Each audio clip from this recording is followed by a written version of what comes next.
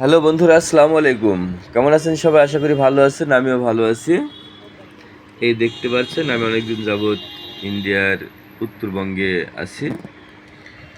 তো এখানকার নিয়ম আগে থেকে টিকিট কাটা, এবং একদিন আগে টিকিট কাটলেও হয়, যাকে বলা হয় তৎকাল টিকিট। আমি অবশ্যই রিজার্ভেশন টিকিট করছি। এই দেখতে পাচ্ছেন, কাঙ্ক্ষিত টিকিটটি পেলাম। তবুও সিট কনফার্ম হয়নি, আরএসি হয়েছে, মানে হাফ সিট। পরে সিটটা হয়ে যাবে। মোটামুটি আমি আর 6-7 দিন পরেই বাড়িতে ফিরব। আমি আপনাদেরকে স্টেশনের বাইরের সাইডটা দেখাচ্ছি। এটা হচ্ছে নিউ আলিপুরদুয়ার না, এটা হচ্ছে Alipurduar junction railway station. Alipurduar junction, এখান থেকে একটা লাইন বের হয়ে আসামের দিকে গেছে, একটা গেছে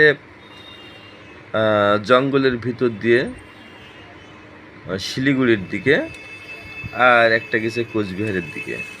তো এটা জংশন। স্টেশনের ভিতরটাও অনেক সুন্দর, আমি আপনাদেরকে বাইরেরটাই দেখাচ্ছি।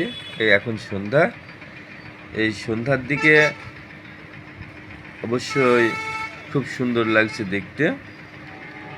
তবে স্টেশনটা দেখানো হয়ে গেলে আমি একটু শহরের ভিতরে ঢুকবো। শহরে অবশ্যই খুব গন্ডগোল চলছে। গন্ডগোল ঠিক না, মানে খুব মিটিং মিছিল চলছে। যেহেতু কলকাতাতে আরজি কর হাসপাতালের একটি রেপ কেস নিয়ে সারা ইন্ডিয়া খুব সমস্যা চলছে। তো আমি আপনাদেরকে শহরের ভিতরটা দেখাচ্ছি। দেখুন কিভাবে এখানকার মানুষ আন্দোলন করে এবং করছে। আমাদের প্রিয় সাংসদ মাননীয় মনোজ সিনহা মহোদয়কে কিছু বলবার জন্য অনুরোধ করছি।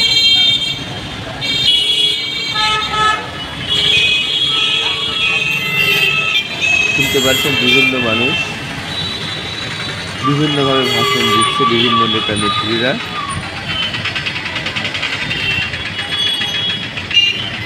মানে এক কথায় মেয়েটির নির্যাতিতার বিচারের দাবিতে এখানে আন্দোলন চলছে। আজকে আমাদের টাউন মন্ডলের তরফ থেকে তো আমি অল্প দিনেই দেশে আসবো। তো ভিউয়ার্স, আমার ভিডিও যদি ভালো লেগে থাকে সবাই লাইক শেয়ার কমেন্ট করে এবং আমার পথসভায় পাশে উপস্থিত থাকবেন। আছেন আমাদের জিমেল রানের আছেন, আমার ইউটিউব চ্যানেলটি সাবস্ক্রাইব করবেন। খোদা হাফেজ। আমাদের